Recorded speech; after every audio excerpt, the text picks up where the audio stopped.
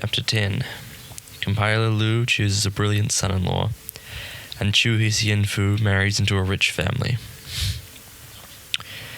The Lau brothers were on the river when a junk overtook them, and a man called them to stop, and came aboard to invite them to the other boat. They recognized him as the servant of Mr. Liu, a compiler of the Hanlin Academy who came from their district. "When did your master return?" they asked. "He has asked for leave and is on his way home." "Where is he now?" asked Lao Feng. "He is on that junk and invites you both to come over."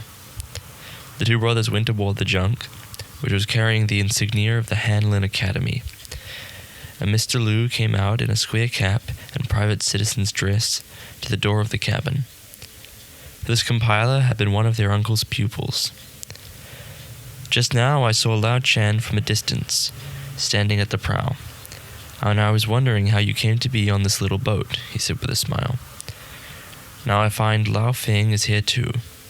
This is very interesting. Please come into the cabin." They went in, exchanged courtesies, and sat down. "Since we took our leave of you at the cabin," said Lao Feng, "half a year has passed. May we ask why you requested leave, sir, to return home?" All we poor academicians have to look forward to is a few commissions," said Liu. "All we poor academicians have to look forward to is a few commissions," said Mr. Liu. "Since all the lucrative jobs have been taken by others, I was sitting there in the capital with nothing to do, spending my own money. Moreover, though I am nearly 50, I have no son but only one daughter whose marriage has not yet been arranged. I therefore felt my wisest course would be to ask for leave and return to see to some family affairs." "But what were you doing on that little boat without a single attendant? Where are you going?" "We have nothing to do," said Lao Chan, "and since it was a fine, warm day, my brother and I decided to come out for a little excursion. That was all. I called on an old friend this morning in a village over there," said Mr. Liu. "He invited me to lunch, but since I was eager to be home, I declined. He sent a feast to my boat, however, and I am very lucky to have met you both, for we can recall old times over the wine." He turned to an attendant to ask, "Has the second boat caught up yet?" The boatman answered, "No, it's a long way behind." "Never mind," said Mr. Liu. "Bring the gentleman's luggage aboard here and send their boat back." Then he ordered the feast to be spread and wine poured out, and as they drank they chatted about different yarmans in the capital. Presently Mr. Liu asked about the crops that year, and whether their native place had recently produced any famous men. Given this opening, Lao Feng mentioned Yang Chi-chung, and declared that he could be considered an extremely lofty character. Then, producing the poem, he showed it to the compiler. When Mr. Liu had read it, he looked at them quizzically. "You two gentlemen are a match for all the patrons who ever existed," he said. "Even the Lord of Hisinling and the Lord of Chun Sheng could do no more. But few of these men who appear so brilliant are genuine scholars. In fact, to put it bluntly, if this fellow is really learned, why hasn't he passed the examinations? What use is this poem?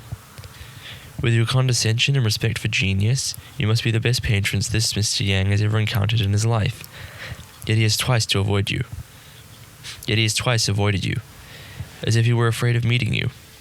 Isn't the reason obvious? If I were you, I would not become too friendly with such people." The two brothers made no answer. The feast continued for a long time, during which they touched on a multitude of topics, and when they reached the city, Mr. Liu insisted on escorting the Lau brothers back before going home himself. As soon as the brothers stepped across their threshold, the gatekeeper told them, "Master Chu is here. He is sitting with the third mistress." Entering the inner hall, they found Chu Hsian-fu there, being entertained by Lao Feng's wife. As soon as the young man saw his uncle, he knelt down, but they stopped him and invited him into the library, where he presented a letter and gifts from his grandfather, besides 2 copies of the random notes on poetry by Cao Chi, which he had published. "You are a young genius, nephew," declared his uncles after turning a few pages. "We are none of us up to you." "I am nothing but an ignoramus," replied Chu Hsian-fu. I hope my uncles will point out my mistakes." The two brothers were delighted. That evening they spread a feast to welcome him, and lodged him in the library. The next morning, after a chat with Chu Hisi and Fu, the brothers changed into official dress, ordering a servant to take their cards, and went by seat and chair to call on Mr. Lu. After paying their respects, they returned home, instructed their cook to prepare a feast for the next day, and sent an invitation to the compiler saying that they wished to celebrate his homecoming. Then they went to the library. "We have invited a guest for tomorrow," they told their nephew with a smile. "We hope you will help us to entertain him." Chu Hisi and Fu asked who it was. "He is Compiler Lu of this district," Lao Feng told him. "He passed the examination when our uncle was chief examiner." "He is the most vulgar person you can imagine," put in Lao Chan. "But since we are connected and he invited us to a feast the other day on his boat, tomorrow we are asking him here." As they were speaking, the gatekeeper came in. "Mr. Niu Puyu of Shaoxing is waiting outside to see you, gentlemen," he announced. "Show him into the hall at once," announced Lao Feng. "Is this the Mr. Niu Puyu who used to be a secretary under Examiner Fan in Shantung?" asked Chu. "Yes," answered Lao Feng. "How did you know?" "He was formerly my father's colleague." "That is how I know him." "True," said Lao Chan. "We forgot that your father was there too." Then the brothers went out to see Niu Puyu, and, after talking to him for some time, brought him to the library where Chu Hisi and Fu paid his respects. "Just now," said Niu, "when I learned from your uncles that your father was no longer with us, I felt very sad. But now I see how brilliantly you are following in his steps. I feel happy again. Is your grandfather well?" "He is well, thank you, sir. He often thinks of you too. I remember how, when Examiner Pham was looking for some candidate's paper, your father told the story of Ho Ching Ming.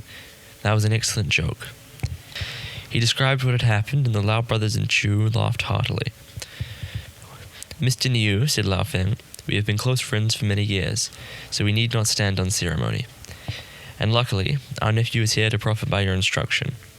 Won't you spend the day with us?" Then a feast was spread, and the four of them discussed literature over their wine until evening, when Niu Puyu took his leave, and the two brothers saw him out, having ascertained his address. The next morning a servant was sent to invite Mr. Lu. But only at midday did the compiler arrive, wearing his gauze cap and embroidered official gown. Upon entering the hall, he wanted to pay his respects before the shrine of the former tutor, but the two brothers declined again and again. Then they took off their official robes and sat down, while tea was served. When the tea had been drunk, Chu Hisi and Fu came in to pay his respects. "This is our nephew," said Lao Feng. "He is the grandson of our uncle, who was prefect of Nanchang." "I have long wished to make your acquaintance," said Mr. Lu. Each deferring to the other, they sat down, and after the usual courtesies had been exchanged, two feasts were laid. "You shouldn't have done this," said Mr. Lu. "Good friends like ourselves needn't stand on ceremony. In fact, I think this hall is too big and would prefer to have a single feast in your library, so that the four of us can talk comfortably at the same time." Falling in with his wishes, the two brothers ushered him in forthwith into the library, where he was charmed with the good taste with which the flowers and stands were arranged. When they had taken their seats, Lao Feng ordered incense to be burned. At the word of command, a small boy with long hair took an ancient bronze incense burner in both hands and carried it out, while two servants let down curtains round the room. An hour or two later, when they had drunk 3 cups apiece, and the two servants returned to draw back the curtains, and the guests saw incense smoke wreathing the panels of the wall, filling the room with a delicious scent, Mr. Lu felt that he was in paradise. "Incense must be burnt in this way," Lao Feng told the compiler, "if you don't want to be troubled by the smoke." Mr. Lu expressed his admiration. Then he started talking to Chu Hisi and Fu about affairs in Kiangsi. Wasn't your grandfather's successor in Nanchang Wang Hue?" he asked. "It was." "What the fuck?" "Intendant Wang is in great trouble now. The government has set a price on his head." "He surrendered to Prince Ning," said Lao Feng. "He was cited as the ablest officer in Kiangsi," went on Mr. Lu. "Yet he was the first to surrender." "He did nothing wrong in surrendering," put in Lao Chan.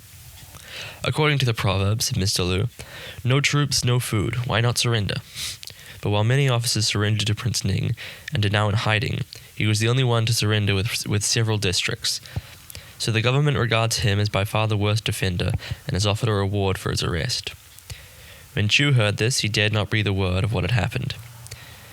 Mr. Liu went on to tell the story, which neither of the brothers had heard, of how Wang Hue had consulted the oracle. He then quoted the poem set to the tune, "Moonlight on the Western River," and explained how each line had come true. That oracle was a strange one, he declared. It foretold only that he would surrender, but not what would happen after. Apparently it was still uncertain whether he would have good fortune or not. "Coming events cast their shadows before," said Lao Chen, "and a fortune teller is sensitive to these most imperceptible signs. It is nonsense to talk of ghosts or fairies." After the feast, the two brothers showed Mr. Liu some of Master Chu's poems as well as the random notes on poetry he had published, describing him as a young genius. Mr. Liu expressed his admiration. "How old is your nephew?" asked Lao Feng. "He is 17. "And when was he born?" Lao Feng asked Chu Hsian Fu, who said, "On the 16th of the 3rd month." Mr. Liu nodded and made a mental note of the date. When evening came, the party broke up, and after the two brothers had seen their guests off, they all turned in for the night. Some days later, Chu announced that he must go back to Chie Sing. His uncles prevailed on him to stay for another day. Some days later, Chu announced that he must go back to Chie Sing. His uncles prevailed on him to stay for another night, and that day Lao Feng was in his library writing a letter to Prefect Chu when a serving lad came in. "The gatekeeper has something to report," he announced. "Send him in." The gatekeeper stopped in and told him, "There is a gentleman outside asking to see you. Tell him we are not at home and ask him to leave his card. He has no card, and when I asked him his name, he wouldn't give it. Just said that he wanted to speak to the both. Tell him we are not at home and ask him to leave his card. He has no card, and when I asked him his name, he wouldn't give it. Just said that he wanted to speak to both masters." "What does he look like?" "He is between 50 and 60, wearing a square cap and a silk gown. He looks like a scholar."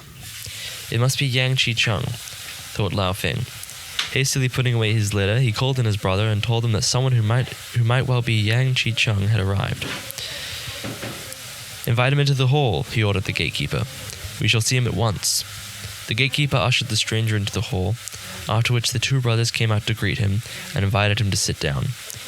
"Your fame, which resounds like thunder, has long since reached my ears," said the stranger. "But hitherto I have had no opportunity to make your acquaintance." "May we ask your honorable name?" said Lao Feng. "Jin Ho Fu, at your service. I reside in the capital.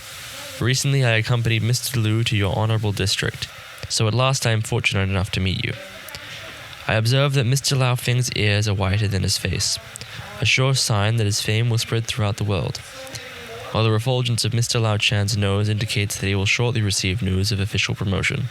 The two brothers realized that this was not Mr. Yang. "You are no doubt an adept at fortune-telling, sir," they said. "I have a smattering of knowledge concerning the hexagrams, astrology, fortune-telling, medicine, surgery, yoga, and chemistry, besides knowing how to consult the oracles," said Chen Hofu. "When I presided in the capital, I was constantly invited by the ministers of all the great ministries and by the gentlemen of the literary yamens, and whenever I foretold promotion, it would invariably come to pass. To tell you the truth, gentlemen, I always speak straight out, never keeping anything back or indulging in flattery. That is why great personages have always favored me. As I told Mr. Liu the other day, in the 20-odd years between my departure from Kiangsi and my arrival in your honorable province, I have traveled through 9 provinces.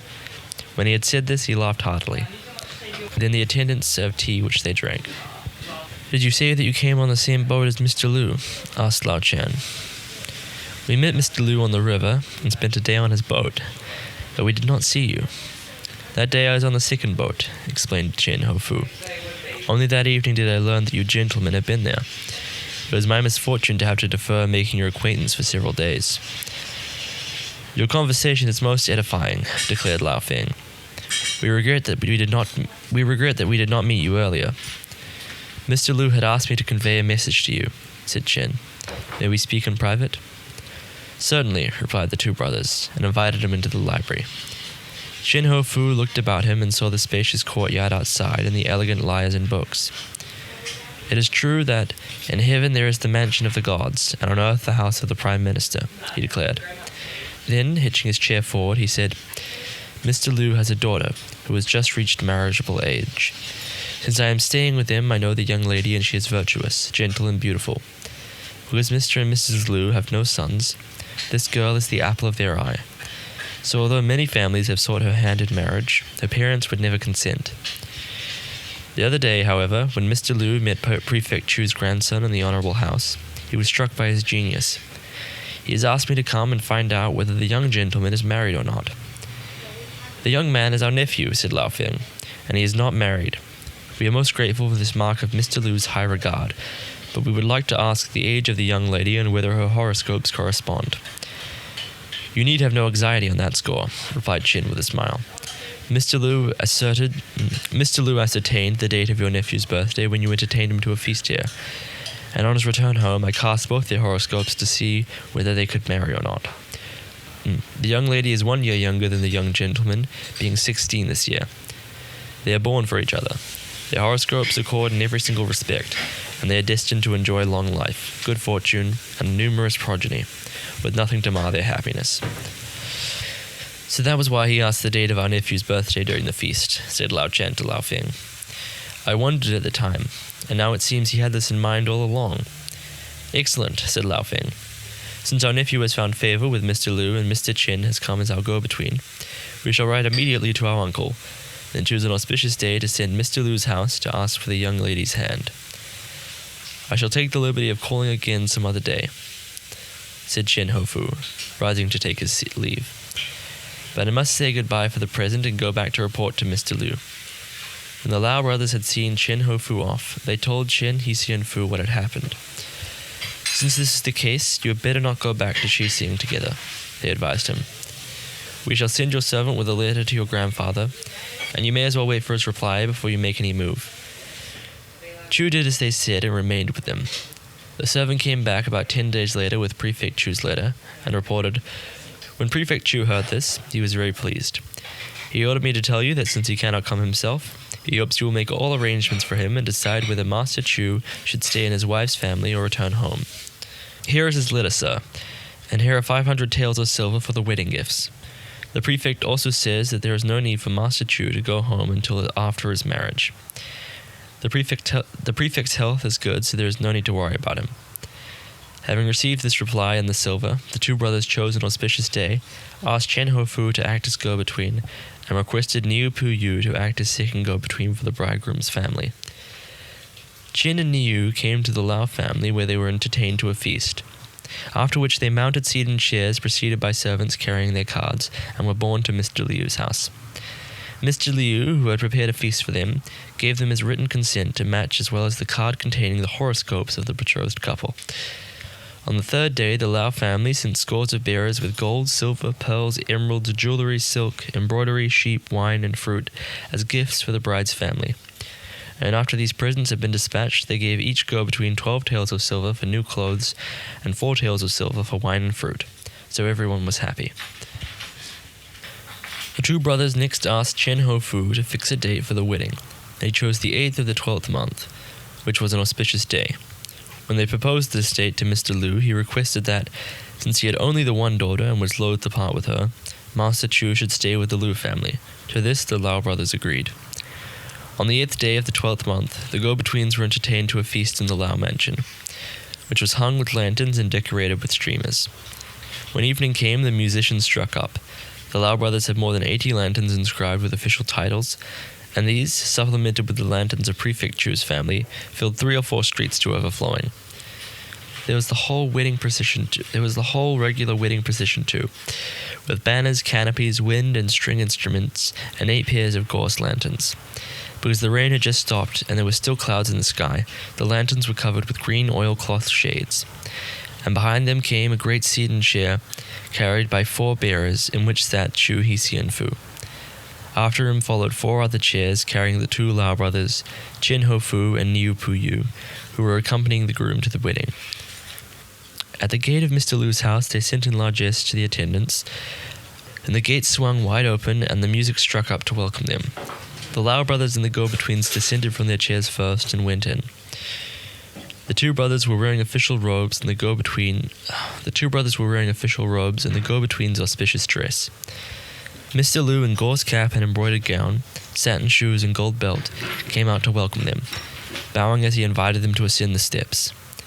Then the musicians and 16 lantern bearers ushered in Chu Hsian-fu, in gauze cap and official gown. He was wearing flowers and had red silk over his shoulders. He entered the hall with lowered head, first presented a swan and then bowed to Mr. Liu, who invited him to sit at the front table, while the two brothers, two go-betweens, and he sat at the side tables. Tea was presented 3 times, after which the feast was spread. 1 feast for each person, making 6 feasts in all. Mr. Liu went first to the bridegroom's table to toast him, and Chu returned his toast, while music was played at the lower end of the hall. While Mr. Liu was going to the tables of the other guests, Chu had a quick look around and saw that he was in the old hall of an ancient mansion. Scores of great candles had been lit, so that the place was very bright. These ceremonies at an end, the music stopped, and Chu Hsian-fu left his table to greet his father-in-law, his 2 uncles, and the 2 go-betweens, after which he returned to his place and sat down again. Players came in next, kowtowed to the feasters, then clashed their cymbals and beat their drums as they danced the dance of official promotion. After that, they performed the Fairy Brings a Boy and Golden Seal. Now it had been raining heavily for 2 days, and although the rain had stopped, the ground was still wet. So the players in their new boots had to make a detour as they entered from the courtyard. After the first 3 times, an actor with a list of plays from which to choose went up to Chu's table and knelt down. The servant, who had just brought in the first bowl of boiled birds' eggs, told the actor to stand up. He did so, but just as he was presenting the list of plays, bang! Something dropped from the ceiling straight into the bowl, knocking it over and splashing the scalding soup into his face and over the table. It was a rat which had slipped from the rafters. The hot soup gave it such a fright that it knocked over the bowl as it scuttled for safety, jumping on the bridegroom's knee and smearing his red silk gown with grease. All present were aghast. They hastily removed the dish, wiped the table clean, and brought the bridegroom another gown in which to change. Chu Hsian-fu modestly declined to choose a play, but after much discussion they settled on 3 Generations' Glory. Then the actor took his list away. When they had finished several cups of wine and 2 courses, it was time to serve soup. Now the cook was a countryman who was standing in hobnail shoes in the courtyard enjoying the plays as he held the tray with 6 bowls of soup. The servant had taken 4 of his bowls away, and there were still 2 left. But at the sight of an actor singing and posturing as a sing-song girl, the cook was so carried away that he forgot all else, thought all the soup had been served, and let the tray down to pour off any slop. The 2 bowls were smashed and all the soup spilt. Losing his head, the cook bent down to mop up the soup, but 2 dogs got there before him and started licking it up. Furious, the cook kicked with all his might at the dogs. In his haste, however, he missed the dogs, and one of his hobnail shoes flew off 10 feet into the air. Now Chen Ho-fu happened to be sitting at the first table on the left, where 2 plates of food had been served. 1 plate of pork dumplings, the other of dumplings stuffed with goose fat and sugar. These dumplings were steaming hot, and there was another bowl of soup before him. He was just raising his chopsticks to his mouth when something black hurtled from behind the table to smash the 2 plates of sweetmeats. And as Chen Ho-fu jumped up in fright, he caught the bowl of soup with his sleeve and overturned it, so that it slopped all over the table. Everyone present was taken aback. Mr. Liu was extremely put out, knowing this was most inauspicious, but he could not very well say anything. Instead, he called the steward and cursed him under his breath. "What do you all think you are doing?" he hissed. "Idiots, to tell a fool like that to carry in the dishes. When the wedding is over, I shall punish you properly." In this confusion, the opera came to an end. The servants took candles to light Chu Hsian-fu in his bridal chamber, while the other guests changed their seats to watch more operas until it was dawn. The following day, Chu Hsian-fu went to the hall to thank his father and mother-in-law and feasted with them. After this, he returned to his chamber, where wine was served again, and husband and wife feasted together. By this time, Miss Liu had changed out of her ceremonial dress into an ordinary gown. When Chu looked at her closely, he saw that her beauty would put the flowers to shame. She had 3 or 4 slave girls and nurses to wait on her, as well as 2 maids called Xiang Ping and Shuang Hang, both of whom were exceedingly pretty as well. Chu Hsian-fu felt as if he were in paradise.